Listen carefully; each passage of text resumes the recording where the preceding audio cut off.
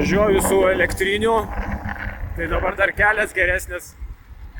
Bet šiaip tai čia ant parketo su jo dantis įsimušt galėjau čia, ant ko reikia važiuoti, tai čia dabar labai geras kelias. Važiuoja tie bagiai, tai aš jau to jos lenksiu. Tai čia tipo dėžė kažkokia, į kurią įdėtas motoras, ta dėžė visiškai nevažiuoja, ką aš ir nuspėjau, kad tai bus. Tai gerai, kad aš jo ir nesinuomojau ir net minčių neturėjau. Tai visas malonumas, kaifas iš jo, kad sėdi kažkokiuose vamzdžių, tarp vamzdžių ir bezdynų. Žiūrėk, va, su motoroleriu aš viską aplenkiu. Atsargiai. Darau lenkimą, nes čia aš neturiu tiek laiko žaisti. Nu čia kinai važiuoja, tai jo čia mane biškį užtvėrė, užkirto kelią. Žodžiu, šitą paspirtuką, kaip paspirtukas, kažkoks kinietiškas daiktas, su juo galima atseit 8 kilų nuvažiuoti, 8 kilų pakrautas. Tai, tai su tuo bagiu taip ir važiuoja. Aišku, gal čia moteris pirmą kartą gyvenime važiuoja, tai gal jau... O čia yra Blue Lagoon 3.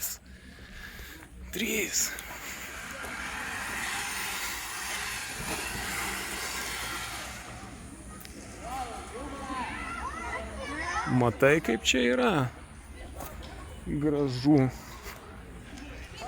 O čia labai aukštas per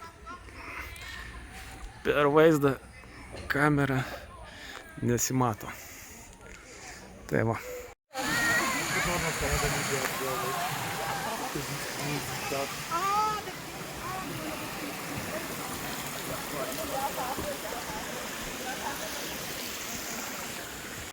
Einu į urvą prie Blue Lagoon.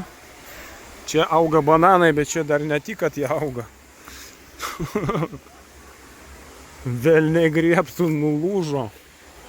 nulūžo bananinas. Ten kabo.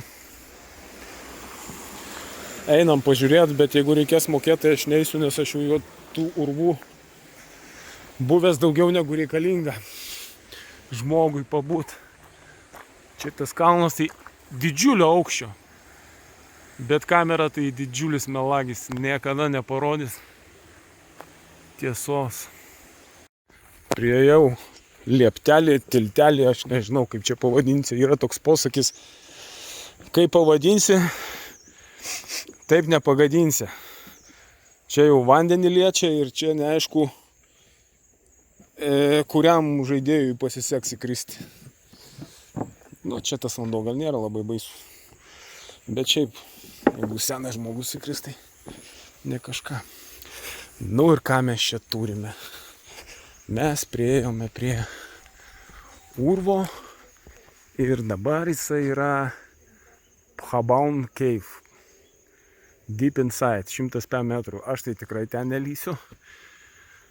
Va, čia yra jo kelias.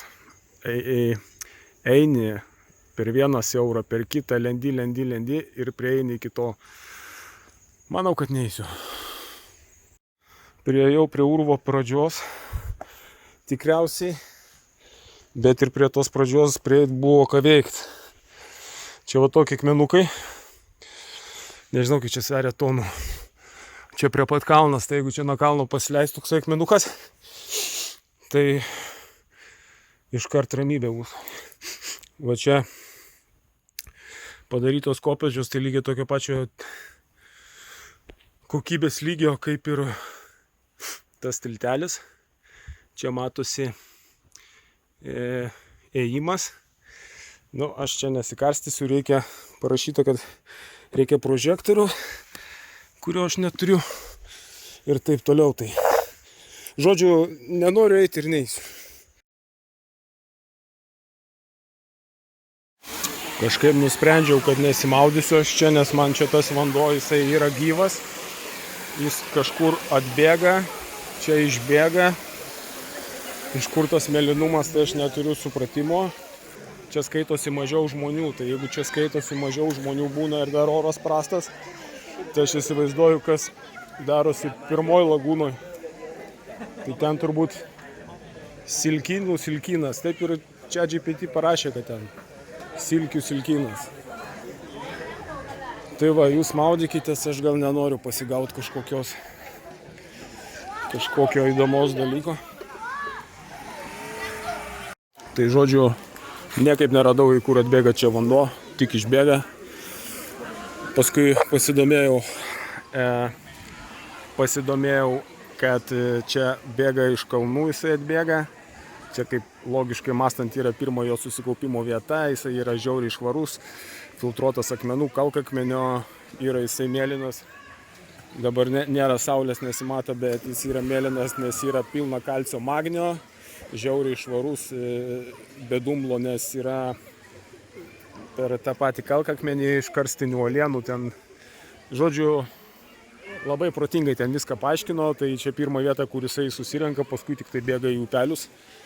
Ir tų lagūnų yra 6, tai reiškia, kaip tokie kalnai būna didžiuliai.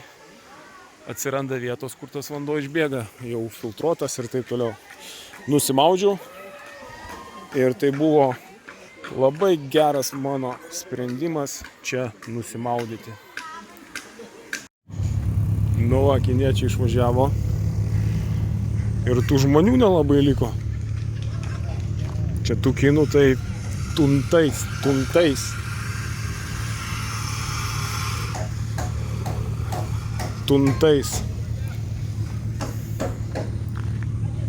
Tas bagis taip pat save vos paveža, tai kaip jisai su 4 žmonėmis važiuoja, aš nelabai įsivaizduoju. O, čia turim kitą lankytoją.